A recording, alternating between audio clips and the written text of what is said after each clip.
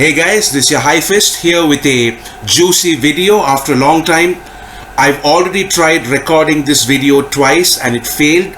So if the audio is a disaster, guys, please bear with it or just close the video, right? It's been about 6 months since I did one of these video essays. I did do one on the Kachen Chamal, but that turned into an audio episode precisely because of technical issues like this. And I also did a very enjoyable collab a few weeks ago, but that wasn't one of my video essays. So after several months of depriving my precious subscribers of juicy Ruth and Bad analysis, here I am once again. So prepare to get drenched in my juices, right, as I pull up my notes. Our topic today is a character who's been discussed many times before, both on this channel and others.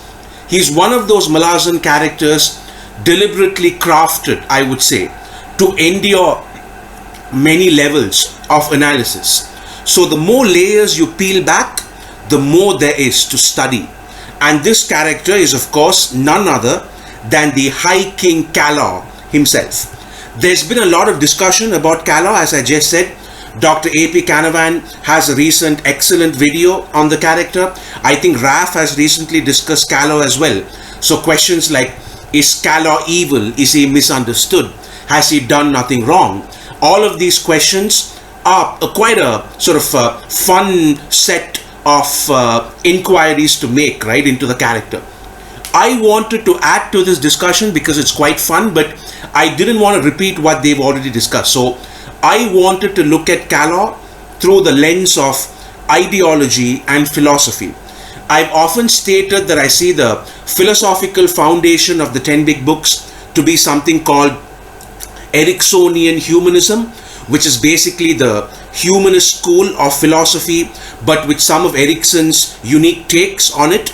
And in this channel, we've also looked at how other schools of thought are reflected in the characters themselves, such as how the Jagut-Aimas conflict embodies the eternal struggle between individualism and collectivism. I think with Calo it's something similar, where Erikson takes a certain ideological prism that exists in the real world and he adds his own take to it. And the only way I can describe Kallor's worldview is Eriksonian nihilism. Calo to me, and especially Calo in Toll the Hounds, which is what we're going to focus on today, embodies nihilism but with an Eriksonian spin to it. He's not a stereotypical nihilist, which is an archetype that we see often enough in fiction, especially with antagonists and all that. But Calo is very different. He represents a nihilist perspective, but he's an Eriksonian nihilist, which means that his cynicism is tainted, polluted almost by a certain humanism. Allow me to explain. I'm not going to go on a big rant about what nihilism is. I think it's quite safe to assume that you, my precious and intelligent subscribers, are smart enough to have a general understanding of the term. However, one warning I will give you is not to see nihilism simply as some kind of Nietzsche-driven Western philosophical idea, because this is a mistake that I see many people, including students and supposed experts on philosophy, are making, right, where they seem to assume that humanity saw the universe in one way, and then people like Frederick Jacobi and later on thinkers like Nietzsche just magically unlock some puzzle. But history doesn't quite work that way. In fact, nihilism as a philosophical school of thought goes back thousands of years. Buddhism and Jainism, two major Eastern religions for instance, were both founded on a very strong undercurrent of nihilism. The Buddha himself, you could argue, was in many ways a nihilist of those times, although maybe not in the modern 21st century definition of the term. For example, the Buddha lists down many basic principles that he thinks nihilists should reject. The notion that good deeds or bad deeds impact your life in some kind of supernatural cosmic way. The notion that the universe has some kind of ulterior meaning. The notion that we were all created for some kind of purpose. The nihilists, according to the Buddha, reject all that. And he said this over 2500 years ago. Similarly, Hinduism as well has many schools of thought that are blatantly nihilistic in nature. You have the Sunyavada tradition in Hinduism, the Madhyamika tradition of thought. These are all philosophies which are deeply nihilistic in nature, where they reject that life and existence has any meaning, higher meaning or purpose. They reject the traditional idea such as, let's say, doing good will bring good things upon you and doing bad will end up in bad things happening to you. These schools of thought reject all that. So when I use the term Eriksonian nihilism, please remember that I'm using the term nihilism in the context of this broad historical canvas, right? And not just the pretty tiny Western philosophical bubble that's barely been around for a few centuries.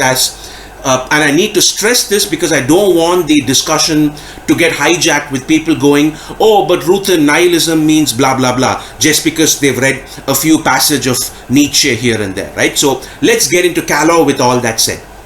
He has some of the most deliciously cynical and nihilistic quotes in the entire series, especially when he appears in Toll the Hounds. So when we first see him in that book, he's walking alone in this vast plain. And he starts off by calling himself a man who's finally at peace, because he's now learned to live in the moment and he's realized that nothing in the universe matters outside of whatever it is you're experiencing in the present moment. That reality itself is an illusion, Maya, as they would say in Hinduism, that nothing exists other than the present moment that you're living in. Look at this quote. I have many great Kallor quotes for this video. So this is what we get for Kallor's introduction, right? Kallor, the High King, supreme emperor of a dozen terrible empires, was in his heart a man at peace for the moment. But what mattered beyond just that? This single moment pitching headlong into the next one, over and over again, as firm and true as each step he took, the hard ground reverberating up through the worn heels of his boots. The tactile affirmed reality, and nothing else mattered and never would. End quote. So right from the first scene, we see how meaningless Kallor considers life to be at this point in his existence. He goes on to say this, which I find even more interesting. A man at peace, yes indeed, and that he had once ruled the lives of hundreds of thousands, ruled over their useless, petty existences, that he had once with a single gesture condemned a surrendered army of 15,000 to their deaths, that he had sat on a throne of gold, silver and onyx, like a glutton stuffed to overflowing with such material wealth that it had lost all meaning, all value. Ah well, all that remained of such times, such glory, was the man himself, his sword, his armor, and a handful of antiquated coins in his pouch. End quote. Look at what a brilliant set of lines that is, right? Because he's a guy who's once ruled the world a dozen times over. He's been this world-threatening threat a dozen times. He reached the pinnacle of material wealth and success, and when he reached it, he realized that it's all meaningless. He became so wealthy, and then he saw how meaningless wealth actually was. He became so powerful, and he saw how meaningless power really was. And that's confirmed to him by his sensory experience right now, which is everything that just happens at the moment, because all that's left of those glorious times, according to him, is just him, his sword and armor, and a useless handful of coins that can't even be used to purchase anything because they're just antiquated. And here I've always found Kallor's tale interesting because I think it parallels two very important lives in the ancient world. I've mentioned the Buddha before. Consider his life. He started off as a prince. Prince Siddhartha was his name. And when he saw the reality of life, it shook him so badly that he ran away. And his great epiphany, his great enlightenment, was that reality was just an illusion. He was a prince, a king, who willingly became a hermit because he realized that none of his worldly possessions or social standing meant anything. Similarly, Calo too is a king who then became a hermit after being disillusioned by the meaninglessness of power and wealth. By the way, I never thought I would ever be creating an equivalence between Calo and the Buddha, but I think the similarity is absolutely valid, conceptually at least. Another historical figure whose journey I think is somewhat similar to that of Kallor is the great Indian Emperor Ashoka. So to those of you who don't know, Emperor Ashoka is one of the most influential figures in ancient world history. He's the reason many parts of Asia are Buddhist even today, including my own country, Sri Lanka. His empire still ranks as one of the biggest and most powerful empires that ever existed. Even today, if any of you look at a coin of Indian currency, you would see a three-sided lion which is taken directly from his empire. Even today, if you look at the Indian national flag, you would see a wheel right in the center of the flag which was taken from the Ashoka Empire. Funnily enough, even in the Malazan books, there's a regiment in the Malazan army known as the Ashok Regiment, which can only be a kind of reference to that. So Ashoka is one of the most famous emperors of all time outside of the Western Hemisphere. He used to be this bloodthirsty, genocidal emperor, much like Calo. And his entire story is that after this huge epic battle known as the Battle of Kalinga, where hundreds of thousands were butchered in cold blood, Ashoka saw all this brutality and it changed him. The gruesome sight of what he had perpetrated in the Battle of Kalinga humanized him, and he then became a pacifist and renounced violence and dedicated the rest of his life to spreading Buddhism and pacifism around the world. In both of these stories, you have two kings who witness the brutality of life, but they then go the humanist route. Kallor, on the other hand, has more or less the same story, but he goes down the nihilist path. While both the Buddha and Ashoka wanted to change the world for the better once they had their epiphany, Kallor rejected the world and rejected titles like good and bad, and he rejects that there's any meaning to any of this. That's how he seems to have coped with the brutality of his actions. Look at the way in which Kallor looks at the past. So this is how he deals with all the stuff that he's done in the past. This is the great quote. Too much weight was given to history as far as Kallor was concerned. One's own history, that of peoples, cultures, landscapes. What value peering at past errors in judgment, at mischance and carelessness, when the only reward after all that effort was regret? Bah! Regret was the refuge of fools, and Kallor was no fool.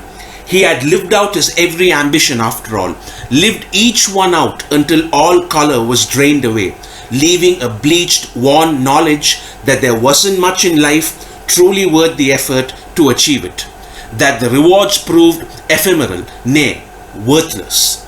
End quote. So unlike the humanists who who try to learn from their mistakes and who try to rectify the wrongs they've done, Kallor as a nihilist sees dwelling on the past and dwelling on past mistakes as the refuge of fools, because he believes that all of that is meaningless.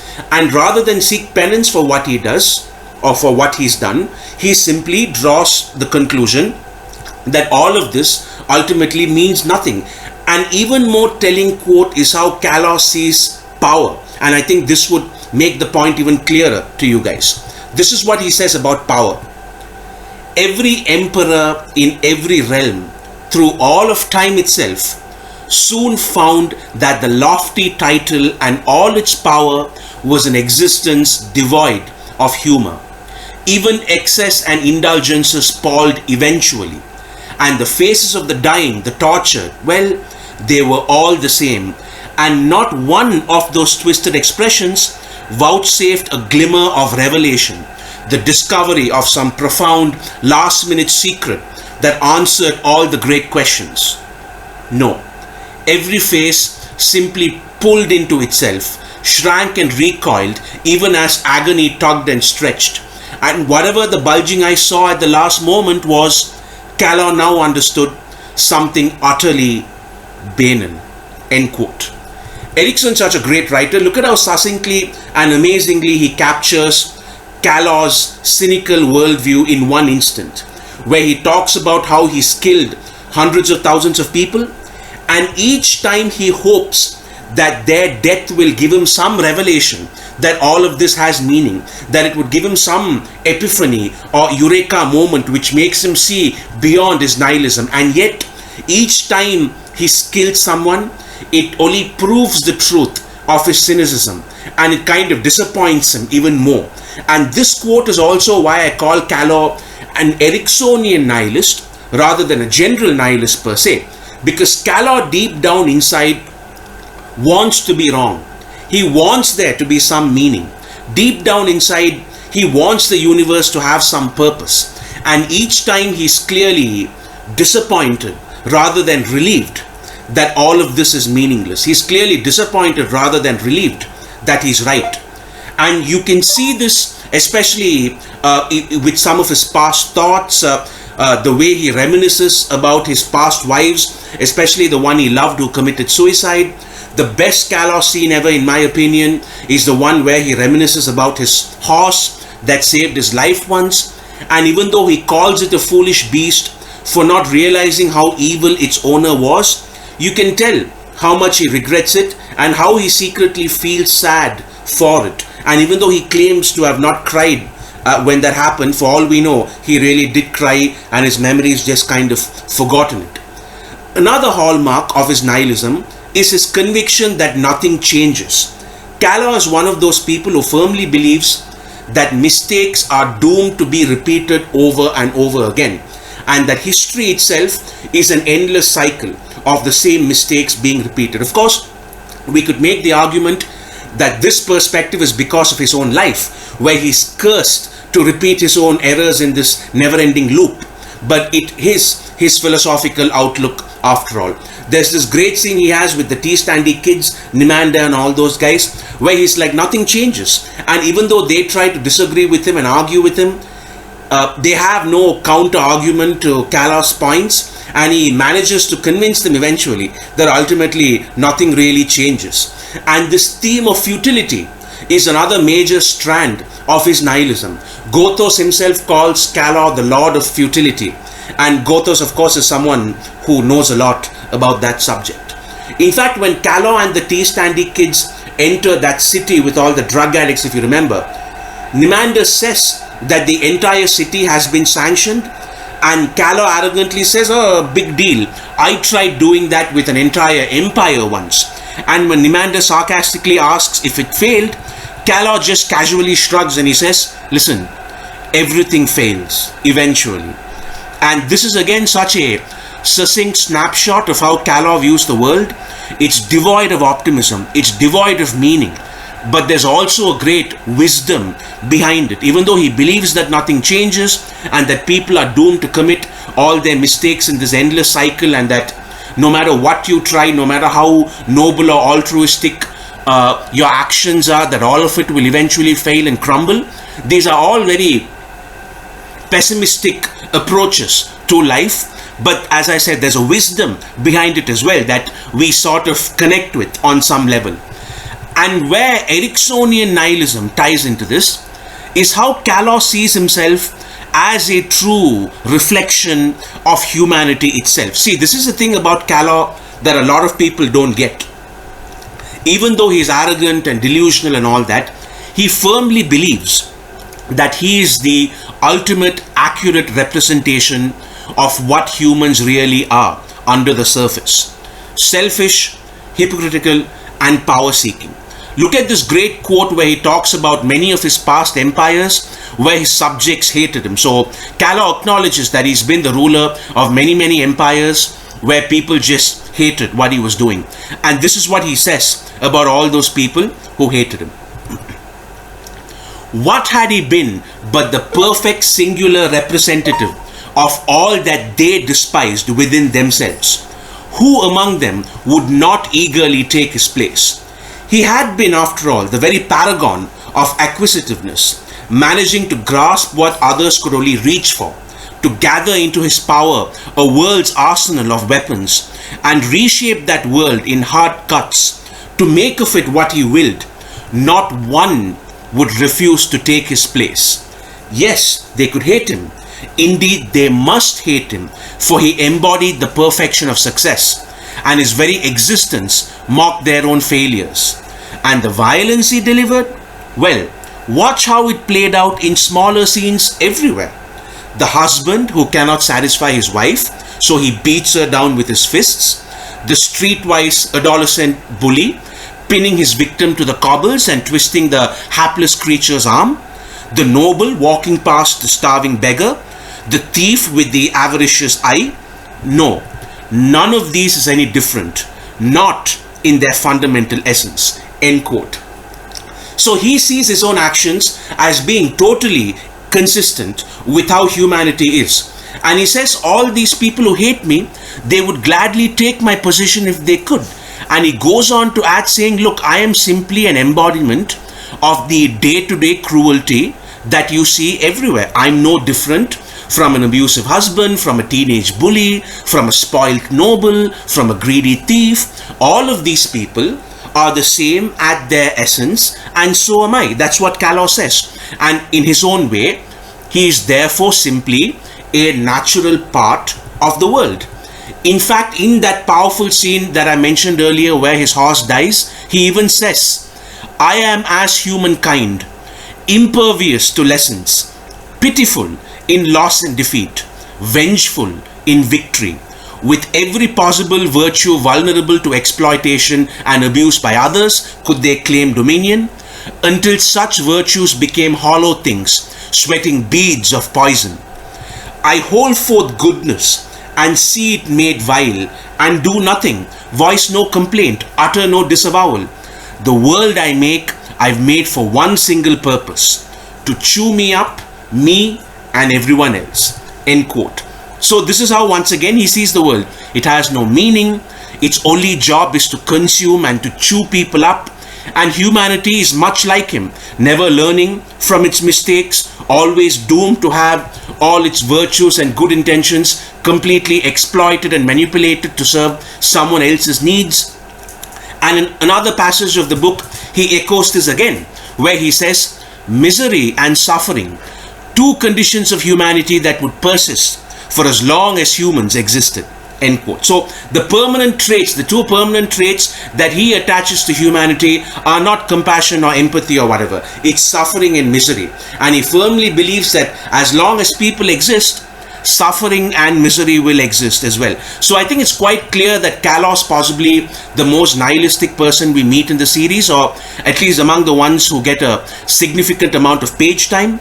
And yet, as I said earlier, there is an Eriksonianism to it. As in, there's always a tragic undertone to it, which even Kallor seems to be deeply aware of on a hidden level. He cries when the undead dragon reveals to him that the Jargood united as an army against death. He cries when he realizes that Spinok Durev is about to sacrifice his life to prevent Kallor from entering Darujistan. Even with a complete madman like Kallor, Erikson manages to bring out this humanity in him, twisted as it is, but he manages to bring out the humanity while never really taking away from Kallor's nihilism. And this nihilism contrasts very nicely with the humanism of the overall series. Many people have made the argument that the 10 big books cannot be classified as grimdark because grimdark is nihilistic in nature and the Malazan books are not. And in some ways, I guess you could argue that Calo sort of represents the grimdark mentality in this universe. Calo would be right at home in the grimdark genre, especially philosophically. And here, Eriksonian nihilism presents an argument against Erikson's own thesis in the 10 big books. So we all know that compassion and empathy and blah blah blah are the thematic focal points of the series, right? Yet, look at the completely logical and rational argument that Erikson presents against compassion and empathy through the character of Calo. Here's what he says. He knew the world was damned. He knew that the curse haunting him was no different from history's own progression, the endless succession of failures, the puerile triumphs that had a way of falling as soon as one stopped looking or caring. He knew that life itself corrected gross imbalances by simply folding everything over and starting anew. There were those, of course, who would view such an attitude aghast and then accuse Calo of being a monster, devoid of compassion, a vision stained, indelibly dark, and all that rubbish. But they would be wrong. Compassion is not a replacement for stupidity. Tearful concern cannot stand in the stead of cold recognition. Sympathy does not cancel out the hard facts of brutal, unwavering observation. It was too easy, too cheap to fret and wring one's hands, moaning with heartfelt empathy. It was damn self-indulgent, in fact, proving the perfect excuse for doing precisely nothing while assuming a pious pose. Enough of that. Calo had no time for such games, end quote. So it's a great quote, and it's such a scathingly cynical statement that Erikson makes here, which in many ways challenges the foundation of the 10 big books. He's essentially saying, look, compassion cannot be an excuse for you to do idiotic things. Empathy cannot be an excuse for you to ignore logical, rational observations. And even more startlingly, he seems to be suggesting that people like Erikson are just posers, pious posers, that people like Erikson are self-indulgent and that they use compassion and empathy as an excuse to not have to actually do anything to improve the world. And this is why I love Kallor's brand of nihilism so much, and why I think it deserves to be called Eriksonian nihilism, because Erikson manages to find a way to fit this philosophical perspective into his larger universe, and even use it in many ways as a counterpoint to the humanistic themes that Erikson himself is trying to establish in the 10 big books. And this is where he's such a great writer who's different from so many others who try to teach us things. Erikson has never been afraid of giving us powerful arguments against himself and the themes that he's trying to get across to us, because he ultimately has faith in his readers. He has faith that when we see Eriksonian humanism and Eriksonian nihilism being contrasted with each other, as it is in Toll the Hounds, which is a very humanistic book, right, with Calo as the nihilist, almost playing devil's advocate, chirping in our ear throughout the book. Erikson has faith that we will ultimately pick the humanistic side over the nihilistic one. Finally, I'd like to make a quick observation outside of Toll the Hounds. In Memories of Ice, when we see Calo for the first time, we see him disregarding gods and even cursing them back. Like, who the fuck are you guys to curse me, is what he tells Draconis, Kurul and Nightchill. And you know, the whole God is dead quote, an idea that comes from modern post-Nietzsche nihilism, that fits quite cleverly into this, that to Calo as a nihilist, God is indeed dead and gods are meaningless and they have no power over him. If you try to curse me, I'll curse you back, even if you're a god. Because in my worldview, none of that matters. Because even divinity has no meaning, has no ulterior value, has no superior value as far as I'm concerned. So that was my Calo video, guys. I hope you found that interesting. I wanted to make a quick video on him, which kind of added to the debate of whether he's good or evil. Is he misunderstood? Is he forgivable? Is he redeemable? These are all fun questions, as I stated, and I wanted this video to delve into how there are additional questions that we can ask about someone like Calo, because he transcends the traditional conversations about good and bad. He represents a strand of thought that exists in the real world, but which Erikson has modified masterfully for his own universe. After all, consider Kalo's final scene in the 10 big books, where he's in a bar by himself with this tankard of ale that he's stolen and he's drinking, and he can hear the requiem being sung for Anamander Rake, who's just died. And even though he arrogantly muses about how death was something he was beyond, when he hears the chorus for Rake, even he is emotionally moved by it, by the songs about death and mortality and all that. and he tells the tankard he's drinking from, hear that? They're playing our song. This is your High Fist. Take care, and I'll see you guys soon.